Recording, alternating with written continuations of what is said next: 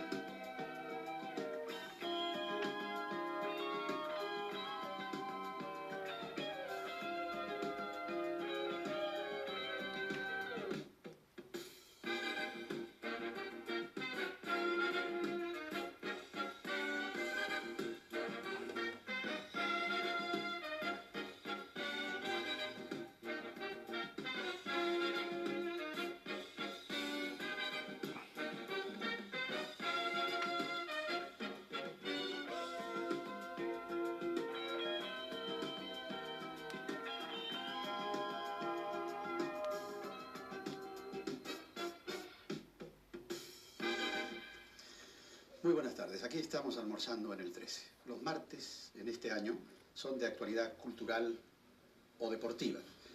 Hoy el tema es Gabriela Mistral, ternura y desolación de una maestra. La televisión, la radio y la prensa están en estos días llenos de Gabriela. El próximo viernes 7 de este abril de otoño nuevo cumpliría 100 años desde que abrió sus ojos al norte chileno. La pregunta es, ¿qué necesitan los escritores y poetas para escribir? ¿Acaso soledad? ¿Acaso ternura? ¿Acaso desolación? Y después, ¿cuánto sabemos realmente de Gabriela Mistral? Premio Nobel de literatura, decimos, de poesía, pero ¿sabemos algo? ¿Recordamos algunos de sus versos, de algunas de sus... en los colegios, en los libros, en las ediciones económicas, porque nunca tuvo ella, al parecer, una edición de lujo, aun cuando ahora se anuncia.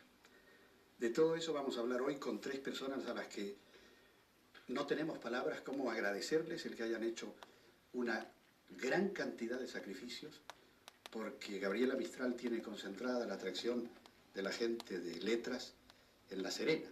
Pero nosotros hemos rescatado a tres grandes figuras y por eso repetimos nuestra gratitud que estén hoy con nosotros el escritor Alfonso Calderón, don Hugo Montes, educador y rector del Colegio San Esteban, y el ensayista don Martín Cerda. Y lo decimos de corazón, gracias, porque no es fácil en una oportunidad como esta, donde parece que La Serena está absorbiendo toda la actualidad, tenerlos a ustedes aquí. Todo lo que yo dije en realidad se necesita para escribir, estar solo, sentir soledad, estar desolado, sufrir, o también se puede escribir porque uno está contento, alegre, feliz. Hay varias tesis quienes sostienen que el escritor requiere el sufrimiento para escribir, están posibilitando que eso ocurra, despojándolo de cargos, de oportunidades o de trabajos concretos, con el pretexto de que así va a mejorar su producción literaria. La misma tesis de que los canarios cantan mejor cuando los ciegan, lo que vendría a ser una especie de vulnerable razón para no creer en ello. Arguyen que Dostoyevsky escribió sufriendo como nadie las mejores obras de la literatura rusa, y que Cervantes, tras haber sido un inspector de impuestos o alcabalero, dio con su cuerpo en tierra muchas veces como su personaje, fruto de la mala vida, del mal vivir que la sociedad le dio como elección o oportunidad en ese momento. Yo creo que en el fondo el escritor requiere soledad cuando necesita escribir y compañía cuando necesita vivir. De otra manera, todo se convierte en artificio. Temo mucho a los escritores de Torre de Marfil que no conocen el mundo y que viven al margen, pero temo también a quienes quieren que el escritor viva en la calle y sea una especie de eco positivo de los ecos de la calle o de los ruidos de la calle. Entonces, tu pregunta tiene 2 o 3 o 4 posibles respuestas. Eso es lo que yo veo así un poco al paso. Don Martín, de todo lo que se dice, de todo lo que se habla acerca de Gabriela Mistral, ¿cuánto hay de verdad y cuánto hay de invención? Hay una proporción. Yo creo que hay mucha... yo no sé nunca cuál es la realidad de un escritor, porque es lo que el escritor dice de él, lo que dicen los demás, y la imagen que se va creando, que es una imagen social, que no depende de él, que va variando con los años. O sea, hay muchas cosas de Gabriela Mistral que no parecen mitologizadas, otras dan un aspecto que es verosímil, que haya podido ser esto. Pero yo creo que, voy a ser bien franco, durante muchos años uno, sobre todo los que éramos jóvenes cuando se le dio el premio Nobel, pensábamos, en primer lugar, no teníamos una noción clara de quién era un premio Nobel. Era el primer premio Nobel latinoamericano. Que había una gestión política de los países latinoamericanos. Obviamente don Pedro Aguirre, antes de la guerra, había iniciado lo que se llama la presentación del escritor. También se hizo con Neruda, fue Jorge Edwards, enviado por el gobierno de Frei. Pero lo curioso es que fue en América, en otros países de América, donde se comenzó a pedir un reconocimiento de Gabriela Mistral. Ecuador, México, particularmente esos dos países, Colombia, Venezuela, donde la Mistral eran y sigue siendo más respetada, yo creo que salvo un grupo, hoy día hay una mejor información sobre la Gabriela, hay una cantidad de libros que hace 30 años no existían. Algunos, tú tienes libros, tú también tienes sobre la Mistral, pero tú escribiste, yo me recuerdo, en estudios. Sí, como no. En 2 libros míos hay una poesía actual de Chile y España y lírica chilena también. Pero no he hecho ediciones. Ahora viene una cosa, como Alfonso. Alfonso tiene Escarpa, bueno, Vargas Saavedra. Vargas Saavedra, Von den Busch. Von den Busch, que han sido, y además una serie de libros testimoniales también, de ex secretarios. O sea, hay un material sobre. Pero se sigue discutiendo. Yo no sé realmente qué es lo que se conmemora. Cuando se conmemora la muerte, yo conmemoraría los libros de la Mistral, que es lo que importa. Y eso es lo más importante, puesto que los libros, a pesar de un bajón, hoy día se vuelve a vender la Mistral como su mejor época. Don Quizás más. Perdón, don Hugo, usted dijo, algo viene suyo. Sí, viene una correspondencia de la Mistral con un gran escritor, con Eduardo Barrios. Ha salido algo ahora también. Es un trabajo que estamos preparando desde hace algún tiempo con José Anadón, un investigador chileno. Y es realmente sorprendente. Ella era una prosista eximia, un poco abarrocada a veces, un poco casi rococó en algún momento, muy exquisita en el empleo de ciertas palabras, con un dejo rural, como ella dice, porque sus arcaísmos, por ejemplo, le vendrían más del campo que de la lectura de autores viejos.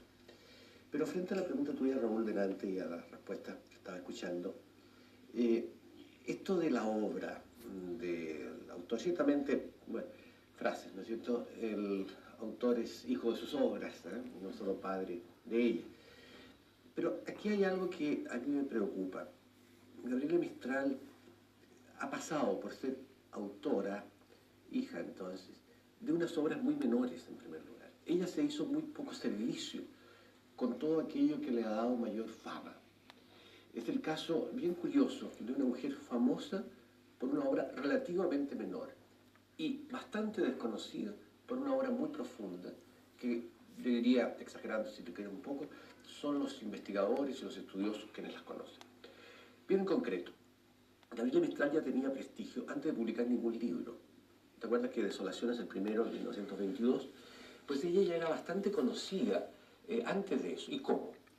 Porque aparecía en los libros de Guzmán Maturana. Manuel Guzmán Maturana, lo sabemos, lo hemos oído, digamos, era autor de textos de estudio.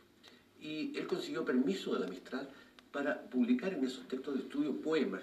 Y ahí aparecen todos esos piececitos de niño, las manitas, las losas de frío, los pies de frío, no sé, que son decente poesía, pero una poesía un poquito fatigante, un poquito dulzona, de tono menor, como ella misma lo dice, no arrepentida, pero dejándola de lado. Y Alone, buen crítico, pero parcial crítico, se enamoró de esa Mistral, creo que podemos decirlo así plenamente, ¿les diga? Y el prestigio suyo era tan grande que el resto de los libros Tala, Lagar, Poema de Chile, prácticamente pasaron inadvertidos para la ONU y para la crítica oficial. Yo no sé si ustedes lo ven, y entonces esa es una situación de que, de nuevo, el desconocimiento de la Mistral, aún por sus obras, es bastante grande. Me gustaría detenerme en lo que usted dijo.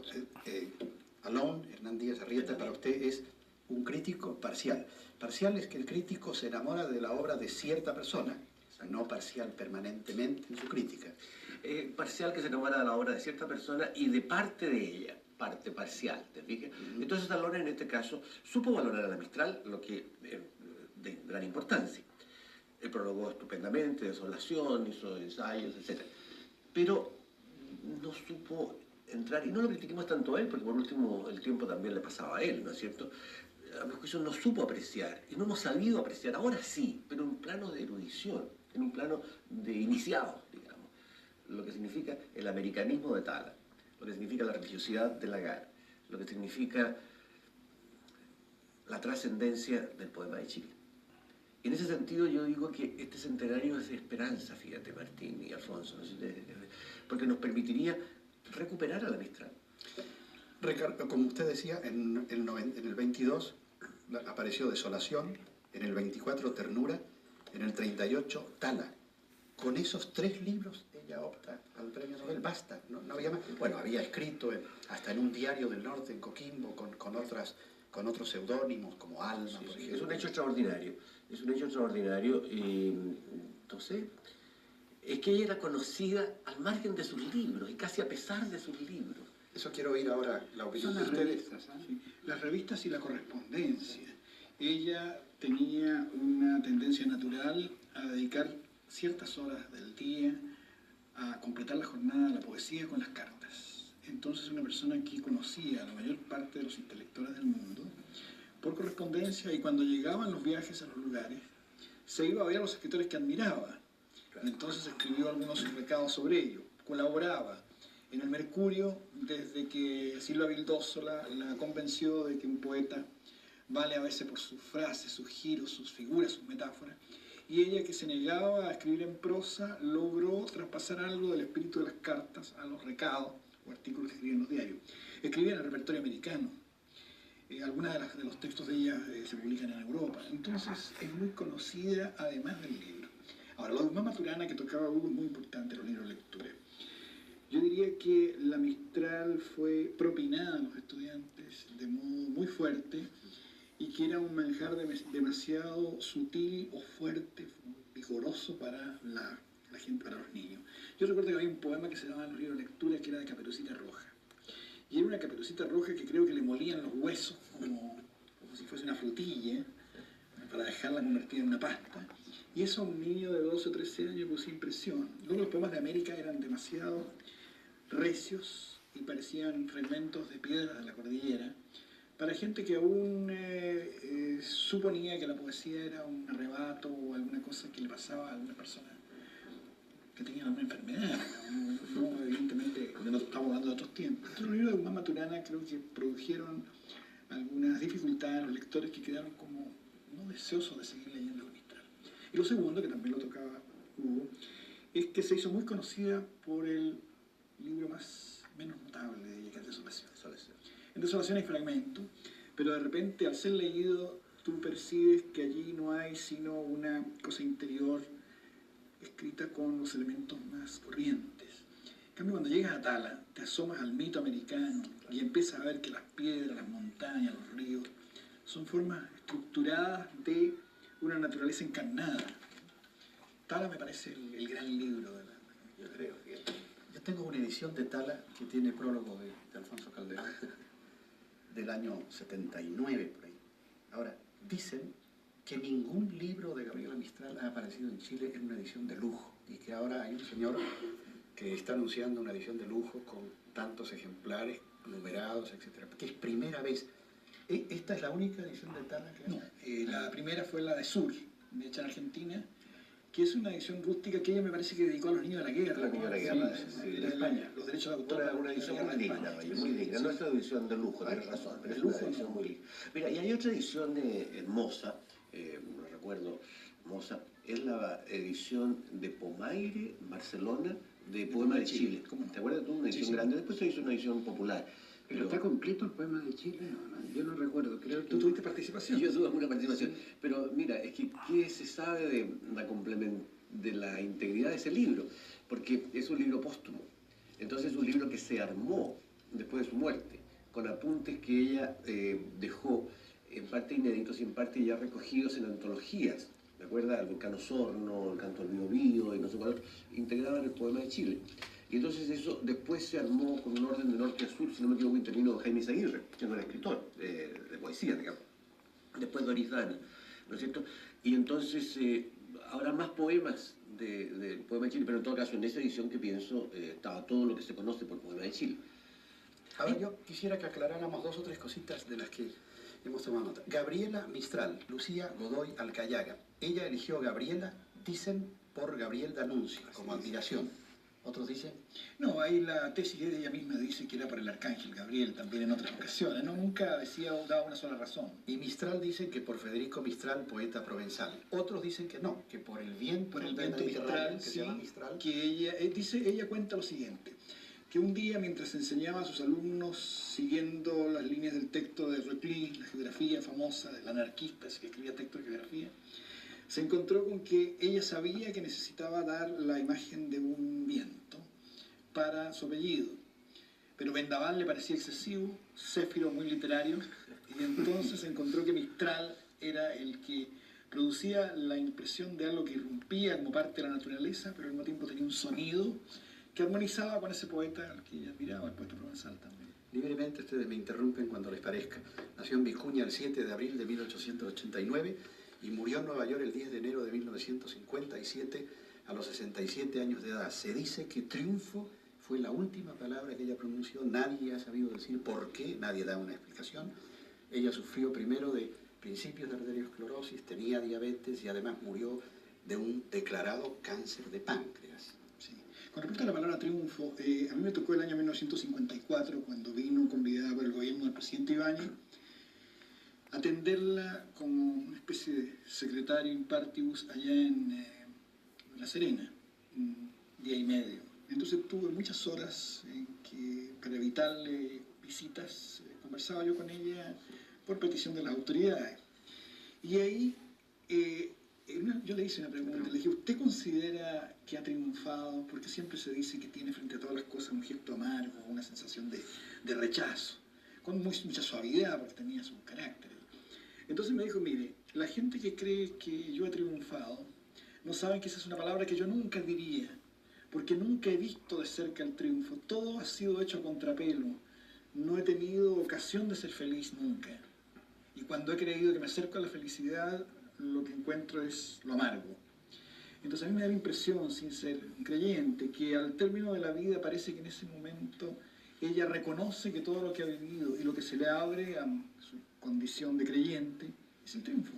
O sea, se justifica que en el último momento niegue esa actitud amarga anterior como poco positiva y pueda decir ese término que es un llamado a la luz, a la pasión de agradecer. Y esa declaración suya de no creyente no tambalea cuando ocurre un hecho como este. No, porque yo tengo mucho respeto por lo que sienten los demás y experimentan los demás, pero no necesariamente lo experimento yo. Casualmente, cuando yo me encontraba en Nueva York, me tocó asistir al funeral del cardenal Spellman en la iglesia de San Patricio. Cuando ella murió, la revista Vea me encargó hacer una fotografía. Llevé a un fotógrafo cubano a la casa funeraria de la avenida Madison y fotografiamos allí a Gabriela. Yo hacía unas semanas apenas la había visto en Naciones Unidas, en compañía de Pablo Frontaura, hijo de aquel famoso actor Rafael Frontaura, y nos dijo una frase. Estaba mal, se sentía mal, estaba con Doris Dana, no sé qué acto era el que había en el edificio de Naciones Unidas, y nos dijo una frase así. Dice, tengo mucho miedo y tengo mucho temor porque dentro de muy poco tiempo va a haber un grave enfrentamiento entre hermanos. Nosotros nos quedamos con eso, no tuvimos grabadora, no había grabadora más que de alambre en aquella época, comúnmente, y nunca nos pudimos explicar qué nos quiso decir, qué vaticinaba, qué pronosticaba con esa estatura inmensa que ella tenía, ya un poco agobiada por el peso de las enfermedades, poquito antes de fallecer, su recuerdo. Bueno, ella tenía una capacidad premonitoria. Por ejemplo, por allá por el año 1924, ella se pronuncia activamente acerca de la necesidad de que la Iglesia tenga aquello que viene con el Concilio Vaticano II, ¿no? Una apertura a los tiempos que corren.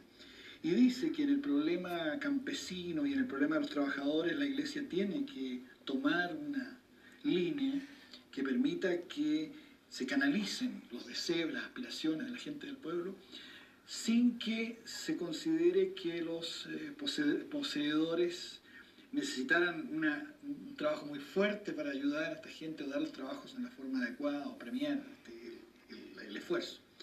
Y de ahí dice, porque si no vendrán momentos muy terribles y no se crea que con calma, con paz o con buenas palabras el asunto se va a tranquilizar, va a ser mucho más difícil. Y eso en 1924, ¿no? Efectivamente tenía esta cosa de vaticinar, ¿no?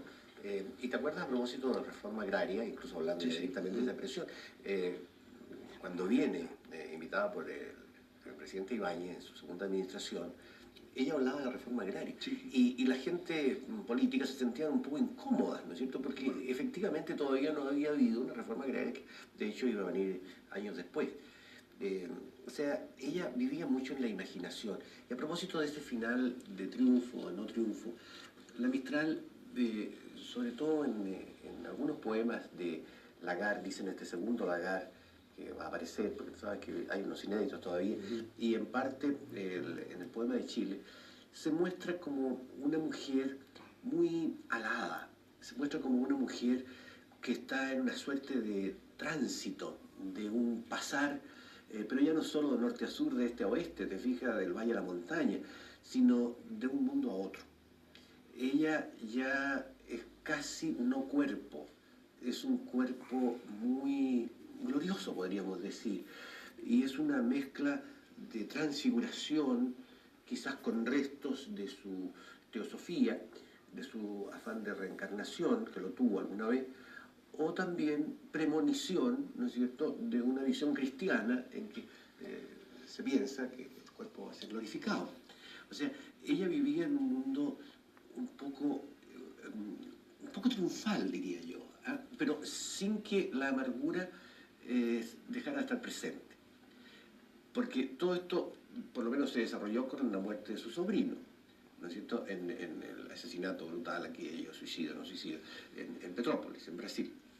Y entonces, ella desde ese momento, sin perjuicio de lo que ya tenía desde antes, empieza a vivir, guiada por este niño que ya no está, ¿no? Por parajes que ya no son, que pudieron haber sido, que quizás van a ser. Es decir, entra en un mundo de pura creación verbal. Y allí está, a mi juicio, ya no solo por la cosa personal, sino por la obra misma, a mi juicio, y claro, con los antiguos estupendos americanistas de tal, la gran Gabriela Mistral. A partir de quedar sin el Sin el sobrino. Quisiera contestar un poco. el hijo, digo yo, porque hay, Sí, dos hay quienes preguntas. dicen que a lo mejor Exacto, era hijo. exacto. Primero, si un escritor desdichado tiene necesariamente que transformarse. Voy a repetir el título de un prólogo a un ensayo sobre la Bombal que fue más desdichada que la Gabriela y sin salida casi. Dicha de escribir, desdicha de vivir. Yo creo que el escritor parte en base a una desdicha inicial en el acto de escribir. Y eso se ve ya en los títulos de los primeros poemas de la Mistral, de Neruda, de Roca.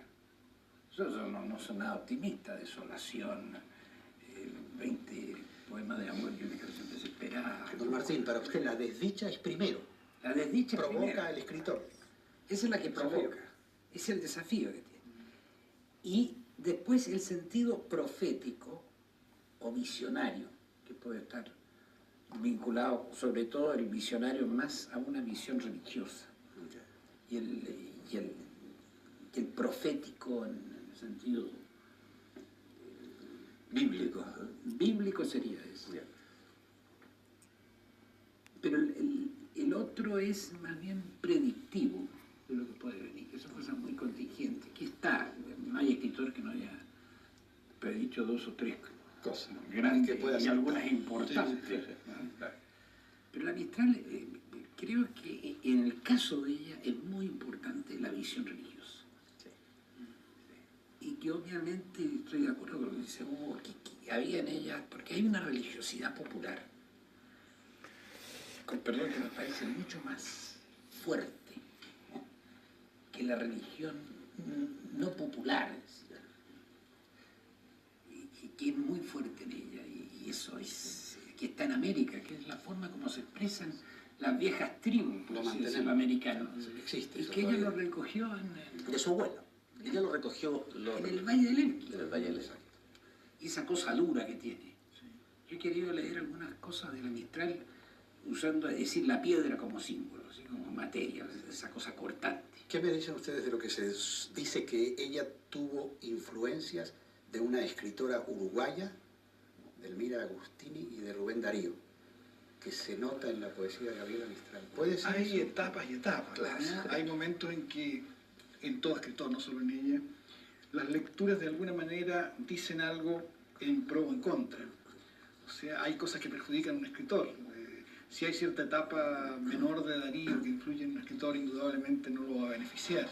Yo creo que la Mistral tiene mucho en la primera etapa, como se ha dicho, de lecturas de los poetas modernistas, pero también de las lecturas de Vargas Vila, que le hicieron mucho daño. De Amado Nervo. Del propio Nervo, que era bastante menor como poeta y que hoy día cada vez se ve más desmonetizado como escritor. Entonces yo te digo, en ella hay eso. Ahora, yo lo que llamaría la atención, perdón, lo último, lo que llamaría la atención es la curiosidad de los títulos. Desolación, la amargura total, el desastre, el erial. Enseguida Tala, el corte de todo aquello que fue pasado, desolación y dolor, acrecentado en el momento de ver que solo quedan los troncos cortados. Y enseguida Lagar, el momento en que se produce como la esencia de la vida para que la gente pueda seguir viviendo. Entonces, esos pasos de los nombres, que son tan breves de una palabra, tiene que ver un poco con esa actitud de desdicha canalizada hacia un adelante que es el encuentro del mito de Chile, ¿no? Es país, es paisaje, pero a la vez es un espíritu. Y ahí importa mucho algo que dijo en La Serena en las conversaciones a la que aludía, que ella admiraba mucho a Selma Lagerlöf por el maravilloso viaje de Nils Holgersson, sobre todo, debido a que le daba la idea de que ese niño que se traslada para contar la geografía de su patria, de Suecia, volando en una oca, de oca, y mirando todos los fiordos, pueblos, campos, y los pinta, es un poco lo que ella hará en el poema de Chile, en el viaje que hace por el espacio, en bulto y en alma, a través de todo el país para recuperarlo en el fondo. Yo quería decir, en relación a esta influencia, estoy muy de acuerdo con Alfonso, creo que hay una influencia bien clara en Desolación, que coincidíamos en que no era el libro tal vez más logrado de ella, pero yo después diría también, simplificando, que toda la producción restante de la Mistral fue un esfuerzo más o menos consciente, más o menos inconsciente, por alejarse de esa influencia. O sea, hay como una especie de ascetismo cada vez mayor, el verso se hace cada vez más breve, las asonancias aumentan, la musicalidad, ¿no es cierto?, la eufonía va cediendo frente a una cosa rocosa, como decía Martín, pétrea. Y entonces justamente se va haciendo una poesía más de ella, más sobria, menos modernista. Y yo diría, no sé, pueda interesar a nuestros telespectadores. Creo que la Mistral inicia con ello una actitud que va a ser seguida por nuestros otros dos grandes poetas, por Vicente Huidobro, también modernista un tiempo, y por Pablo Neruda, que ciertamente crepusculario está muy cerca del modernismo. Y después ambos se van alejando a una poesía madura que consiste precisamente en no ser Rubén Darío. Gabriela Mistral, ternura y desolación de una maestra es el tema de hoy. Estamos hablando todo lo que podemos de Gabriela Mistral y estamos tratando de recordarles a ustedes todo lo que ustedes sabían y no recordaban de la gran poetisa que el viernes cumpliría 100 años de edad. Nació en Vicuña el 7 de abril de 1889 y en la segunda parte vamos a contestar todas las curiosidades, todas las preguntas de ustedes en nuestro Almorzando en el 13 y además hablaremos, si Dios nos permite, de todas las cosas que se están organizando para recordar este centenario de Gabriela Mistral. Gabriela Mistral, ternura y desolación de una maestra. Estamos almorzando en el 13. Muchas gracias por todas las preguntas que ahora vamos a tratar de que nuestros ilustres invitados contesten a la brevedad. Voy a decir 4 cosas más que no quisiera que se olvidaran. Se habla de los amores, en algún momento se van a contestar. Romelio Ureta, Manuel Magallanes Moure y hasta un señor Santiago Aste, que era dueño de un almacén en los Andes. En un momento se sancionó una ley que prohibía que ejercieran maestros sin título. Entonces Gabriela renunció y aceptó, en 1922 fue esto, una invitación de don José de Vasconcelos, enseñó en México y contribuyó allá a la reforma educacional. Chile le hizo después cónsul, como hemos dicho más de alguna vez en esta tarde. Estuvo en Madrid, en Lisboa, en Petrópolis, en Los Ángeles y en Nápoles. Dicen que no ejerció en Nápoles porque Mussolini rechazaba que las mujeres ocuparan este tipo de cargos en su tierra. Después se radicó en Long Island, en Nueva York, y su secretaria Doris Day la acompañó hasta el último. Como dijimos en algún momento, fue directora de liceos en Punta Arenas, en Temuco, en Santiago, antes de su viaje a México. El año de Gabriela Mistral, desde el próximo viernes, desde el viernes de esta semana, durará hasta el 7 de abril de 1990. Hay unos actos y exposiciones en la Biblioteca Nacional, 2 exposiciones que muestran de cerca sus apuntes, sus escritos, su obra, su época. Hay charlas en el Instituto Blas Cañas a partir del miércoles a las 7:30, el miércoles 18 y el miércoles 25, con escritores muy conocidos. Hay una fundación Gabriela Mistral que preside doña Olga Julio, que organiza viajes que empiezan mañana para ir al Valle de Elqui, van a visitar Tololo, Vicuña, La Serena, exclusivamente para socios.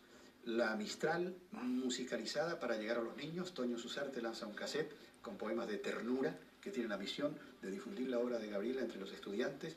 Esta tarde en la sala Las Tablas de Viña del Mar. 2 obras, Desolación y Gabriela Mistral, el viernes en el nuevo Teatro Cariola. La primera pieza se llama Gabriela Mistral y yo, y la otra se llama, es de Benjamín Morgado y se llama Desolación. Esta es la compañía Tamarugal. Hay un nuevo libro sobre Gabriela Mistral que presenta Luis Vargas Saavedra, que en algún momento se nombró aquí. En el centenario de Gabriela Mistral, conviene recordar que sus libros, según se dice, están en más de 12 idiomas, en más de 12 lenguas hay traducciones. Pero ahora vamos a contestar inmediatamente estas preguntas. Alumnos de literatura del Colegio San Esteban. Vaya, me interesa, me alegra mucho. ¿Cree que Gabriela, esto no se lo habrá dicho usted, pero No sé. ¿cree que Gabriela Mistral influyó en algunos poetas chilenos actuales? Recién en el Mercurio salieron unas respuestas a esta pregunta muy interesante. Yo creo que sí. Yo creo que Gabriela Mistral ha estado presente en poetas como Miguel Arteche. Yo creo que hay una religiosidad en Miguel Arteche, hay una asonancia en la poesía de Miguel, hay un gusto por el eneasílabo, un verso relativamente infrecuente en nuestras letras, que yo lo veo tomado de la Mistral. Sería, fíjate, uno de los casos en que yo diría... Jaime Quesada. Jaime Quesada, Sí. tal vez, ¿no es cierto? Y además, un estudioso de la Sí, literatura. se ha interesado, ¿no? Yo no veo, fíjate... Floridor Pérez. Ah, ya. Que su A ver, ¿por poesía qué? también es un mistraliano, Ya. que ha mantenido. Ya. Siga escarbando, a ver quién más. Bueno, y después, si se acuerdan, nos lo... Hubo algunos muy contrarios allá, de los grandes, me fijé, Vicente Huidobro, en aquella antología que hicieron para él, y otros, digamos, Taite Lobain y Anguita. Bueno, no dejó aparecer a la Mistral, ¿no es cierto? Y el propio Neruda, con permiso de unos cuantos homenajes oficiales, la desconoció su buen poco. Cuando viene en tiempos de Ibáñez estaba Neruda aquí y no se vieron. Hay cosas un poco curiosas. Pero Neruda contaba de la ternura que tenía su correspondencia con él, la Mistral. Yo vi una carta en la casa de Neruda que él mostró, donde sabiendo que él había enfermado en México muy serio, con una flebitis, le envió una lista en una carta muy hermosa de hierbas determinadas para usar a ciertas horas del día y evitando algunos alimentos que pudieran perjudicarlo. Toda la carta, en vez de tener opiniones literarias, juicios definitivos sobre la historia, son nada más que recetas de las del Valle de Elqui para mejorar, para la pena incluso. Que todavía incluso. Usted nos puso aquí este cuadernillo y a mí me apasiona la idea de que usted nos explique qué es esto. No, en algún Se lo muestro momento, a usted a la cámara. en algún momento la revista Orfeo hizo dedicó un número especial a Gabriela Mistral, en el cual se rescataron algunos poemas inéditos y hubo una actividad muy colectiva para evitar la ilusión de que se trataba solo de un nombre, dándole existencia concreta en la página. Y al mismo tiempo Anales de la Universidad de Chile hizo un muy bello homenaje, uno de los tomos más voluminosos.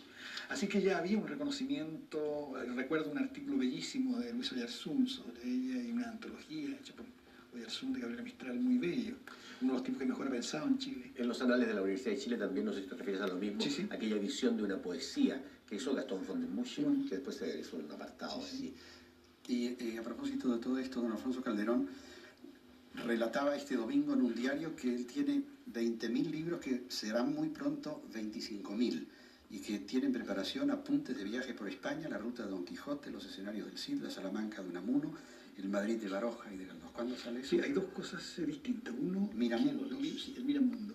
El Miramundo es un libro que sale de aquí a 6 meses.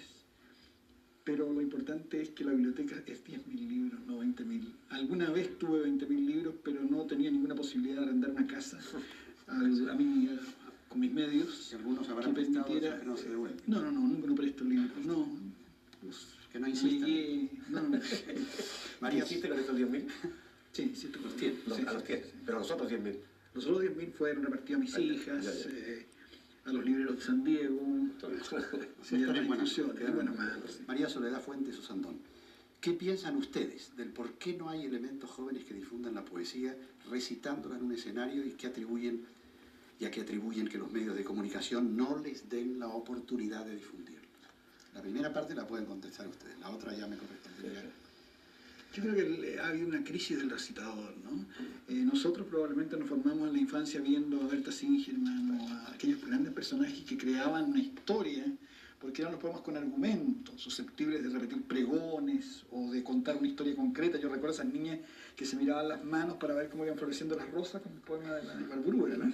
Entonces había una tendencia, incluso los poemas históricos, en que algunos galopaban mientras recitaban. Entonces se produjo una crisis del recitador y ya uno se prepara porque cuando ve que alguien va a salir a recitar, se asusta para lo peor. De ahí que haya una tendencia a pensar que la poesía es un género interior y que hay que tener una disposición de ánimo comunicativo entre pocos. Alejandro Como temas de Flores. teatro, Flores, como no, pero cantaban buenos tangos también. Pero fíjate que yo diría, Alfonso, y estoy bien de acuerdo contigo. Yo creo que hay un heredero, más o menos oficial, pero bastante real, del recitador, naturalmente un heredero que adapta las cosas, ¿no es cierto? Y es el profesor de castellano. Sí. Yo encuentro que el profesor de castellano, si sabe leer, ¿me entiendes? Si sabe leer, Está enseñando a recitar. está enseñando, está entregando la poesía. Si sabe entusiasmarse, enseusarse, endiosarse con el poema, sabrá también entonces transmitir platónicamente, ¿no es cierto?, a un nuevo eslabón esta cadena que viene desde los dioses. Sí, pero hay un problema, Hugo, yo estoy muy de acuerdo contigo, pero hay un problema real, que cuando los jóvenes de los 60 empiezan a ocuparse de aquellos poetas trovadores que cantan sus propios versos o versos ajenos, creo que la presencia de Serrat, por ejemplo, cambia el orden de la poesía. Antonio Machado se conoce en Chile profundamente por algunos de los poemas que canta Serrat. No, en Chile y en España revivió el recuerdo de ¿Cómo Machado no? por Claro, ahora pienso que en un terreno inferior a veces Silvio Rodríguez o Milanés tienen algunos textos que son poemas fragmentados, de los cuales hay partes que son muy detestables, no siempre sostienen el poema, pero los jóvenes han buscado como una especie de corte de amor de la era atómica a la luz de los cantos de Alberto Cortés está Alberto, haciendo claro. reediciones de Almafuerte, Sí. poesía. No, y hay gente que pone música, poemas de Neruda o poemas de la Mistral Bueno, y también. Vicente Bianchi aquí hizo ¿Cómo no? mucho por la música. Una exalumna le pregunta a don Alfonso Calderón, le dice felicitaciones y después, ¿qué se sabe de la vida privada de Gabriela? ¿La dejamos en paz? No, yo creo que a esta encantadora alumna le recordaría que la vida privada conviene mantenerla en esos niveles y que discutir sobre el asunto de la Mistral es atraer un fenómeno que no es digno de un homenaje, o sea, son cosas que ocurren en la vida de uno y para qué ponerla. Amelia Lavín, don Martín, está comprobado que Gabriela Mistral ha sido madre y que su poesía parece el sentimiento maternal muy marcado. Lo segundo, indudable. Yo no puedo decir si fue madre, Claro. pero la mujeres pueden sentir la maternidad sin necesariamente haber dado a luz. Y yo creo que ella sí lograba, por esa cosa de ser intérprete. Creo que es una especie de Intuición maternal. Es de personas que como que concentran la voz de la tribu, así, ¿no? Es mi interpretación del poeta. Señores, es tanto lo que hay que contestar. Claudia, ¿cómo se conocieron Gabriela y Pablo Neruda? ¿Cómo influyó la obra de Gabriela en Neruda? Eso lo cuenta Neruda en sus memorias. Neruda era un estudiante en el liceo de Temuco y ella era profesora en el liceo de niñas de la misma ciudad. Y Neruda iba, según el cuento de él, a buscar libros a la biblioteca y allí encontró a esta señora alta que le recomendó, en todo caso le facilitó, novelas rusos, de autores rusos, no sé, Dostoyevsky, Andreyev también, ¿no es cierto? Y entonces ahí se conocieron. Después, naturalmente, tuvieron mayores contactos. A propósito de esta señora alta, tenía 1,71 m, los ojos verdes, era apuesta. Angélica Paz, ¿por qué la gente en general no se interesa en la poesía? Yo no diría tan categóricamente como Angélica Que no se interesa. que no se interesa. Yo creo que en la poesía siguen muchas personas interesadas, pero la poesía lírica, que es a la que normalmente uno se refiere al hablar de poesía, tiene un cierto carácter casi vergonzante, sobre todo en los adolescentes. Aparece como algo muy revelador de su interior. Y los jóvenes entonces quieren guardar con pudor, muy legítimo, ese interior para ellos y para sus amigos, para sus amigas. Y entonces es una tarea de saber oír dónde está la poesía. Abreviamos al máximo, es tan interesante todo. ¿Existe alguna academia o institución para aprender a escribir? Pregunta Pamela Donoso. ¿Tres de talleres ustedes? Talleres. Esto ya es para volverle la mano a uno, ¿no? En el fondo hay talleres, y lugares donde la gente trabaja con alumnos en forma privada. De alguna manera eso hay que averiguarlo después de las cámaras. Patricia Olivares, ¿cómo se llamaban los padres de Gabriela Mistral? Muy fácil, eso lo tenemos. Doña Petrolina Alcayaga, doña Petita, y el padre se llamaba don Jerónimo Godoy. Padre que desapareció muy pronto de la casa, ¿no? Sí, Tiene 20 y tantos años. Está ubicada en la tumba. Sí, ¿eh? Sí, Ese- un escritor, un investigador de Copiapó, sí, que está radicado actualmente en Calama. Él escribió un folleto. un folleto. Muy importante. ¿Qué relación hay entre la poesía actual chilena y la de Gabriela Mistral? Pregunta Olga Morán. ¿Qué relación hay entre la poesía actual chilena y la de Gabriela Mistral? Toda poesía viene de otra, de tal manera que no solo la poesía chilena, sino la poesía universal no viene de la nada, sino que viene del pasado. Paula Núñez, ¿por qué Gabriela Mistral tuvo que recibir un premio en el extranjero para que la tomaran en cuenta en su propio país?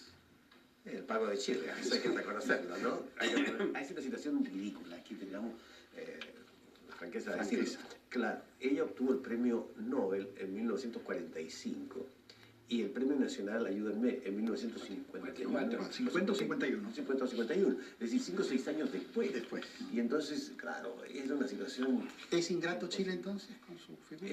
Yo creo que como ingrato Ecuador, como ingrato Brasil, todo país es ingrato. Pero yo creo que es un poco grave, porque Huidobro no lo recibió nunca. Nunca, ni el premio municipal, ningún premio. Sí, pero el premio Nobel de Literatura no lo recibió Kafka, Proust, Joyce. Unamuno. Bueno, No, hay sigamos, ¿no? muchos que no lo recibieron, pero la Mistral fue la primera. Y después nos cayó Neruda, pero Neruda había sido... Neruda creo que es el escritor que recibió el premio nacional más joven. Sí, claro. Tenía menos de 45 años. 45, no sé. Yo no sé si el hecho de vivir fue... 45, no sé. Otra pregunta que no tiene nada que ver con la poesía, pero que suena a poesía. ¿Ustedes saben si la Gabriela Mistral hizo en algún momento dinero en su vida? Y de ser así, ¿quién manejó el dinero después de su muerte? Comparado con los banqueros, ni una sola. Nada, nada. Marta Bañados, ¿por qué en Chile no se ha publicado Lectura para Mujeres de Gabriela Mistral, que fue muy popular en México, de 1926? Pero es un libro de circunstancias, oye, es un libro de época que podría tener interés, es una antología prácticamente. Fue hecha específicamente para el problema de la reforma educacional en México. En México, Es con una el motivo circunstancia de la inundación de Vasconcelos. que tenga universalidad ese libro. Denise da Fonseca le pregunta a Don Hugo, ¿podría explicar por qué considera que la poesía infantil de Gabriela, como Piececitos de Niño, son poemas menores? Son Bueno, para menores. no solo por eso, sino que son poemas que la propia autora consideró en alguna forma como de una joyería un tanto pequeña. Son poemas finos, son poemas hermosos, pero son poemas sin mucha trascendencia, no son poemas de gran vuelo. No es despectivo este trato de poema menor. No, es una manera de caracterizar una poesía fina, delicada, escrita con mucha sensibilidad, pero que me parece no tiene la trascendencia ni la fuerza, ¿no es cierto?, de otros poemas a los que Y a usted también, don Hugo, Benjamín le pregunta si ha influido Gabriela Mistral en sus obras. Muchas gracias. Bueno, como decía Alfonso, toda la poesía viene de otra poesía en gran manera, y ciertamente uno ha sido lector de la Mistral, y yo sí reconozco, y lo tengo orgullo, que hay ciertos poemas de uno en que la presencia, esa vibración que tiene con la tierra a veces, esa cierta bonomía que ella tiene con ciertos tipos humanos desvalidos, a mí me han impactado mucho. ¿Por qué escritores latinoamericanos, pregunta a señor Calderón, Rocío Campos, como Cortázar, Borges, etcétera, escriben en un lenguaje denso, difícil de entender para el lector común, que no los entiende sin que les sean explicados? Los clásicos, dice, escribieron para todos. Bueno, esa es una pregunta mortal, no es culpa suya. La verdad es que un escritor es conocido primero con una frecuentación casi siempre de índole escolar. Cuando hay un buen profesor de castellano que empieza iluminando a los alumnos, interesando a los alumnos a una edad temprana, todos los pasos son venturosos. Pero cuando toca a alguien que desanima, ya la literatura se hace una dificultad más que una alegría, ¿no? ¿Qué característica de la personalidad de Gabriela creen ustedes que es la que se imprime en su obra? Pregunta don José Padilla. El dolor. Lo mismo que dijimos al comenzar. Sí, ¿no? yo creo que Ternura y dolor. Es casi, por así decirlo, hay ciertas obsesiones también que ella no controlaba. Están ahí, la muerte, por ejemplo. Quedan muchas preguntas más que no vamos a responder. Yo diré como final que mañana miércoles a las 7:30 de la tarde en el Instituto Blas Cañas empieza esta serie de charlas con especialistas sobre Gabriela Mistral, que Gabriela abogó por el voto femenino y por una división del trabajo según el sexo, que defendió las escuelas rurales, que propuso un detalle importantísimo, cuando propuso más horas de juego y de entretención en las escuelas que horas de clase. Yo creo que eso lo aplaudirían, lo seguirían aplaudiendo los alumnos de hoy. Y los alumnos sobre todo lo aprobarían. Agradecemos entonces la visita hoy de don Alfonso Calderón, de don Hugo Montes y de Martín Cerda, que han hecho un esfuerzo y un sacrificio que yo les agradezco mucho en nombre de la Corporación de Televisión de la Universidad Católica para hablar de Gabriela Mistral en el centenario de su nacimiento. Mañana es el día en que nuestro almuerzo de este año se dedica a la familia, el embarazo en las adolescentes, un problema familiar. María Teresa Serrano estará sentada en este sillón y la acompañará el doctor Ramiro Molina, director de Medicina Reproductiva del Adolescente del Hospital José Joaquín Aguirre, el doctor Hernán Odó, profesor auxiliar de Obstetricia y Ginecología del Hospital de la Universidad Católica, la doctora Virginia Toledo, psiquiatra infantil y de adolescentes de la Universidad de Chile, y la psicóloga de Universidad de Chile, Patricia Hamel. Hemos hablado hoy de todo lo que sabíamos y de todo lo que ustedes a lo mejor no recordaban de nuestra Gabriela Mistral. Muchas gracias.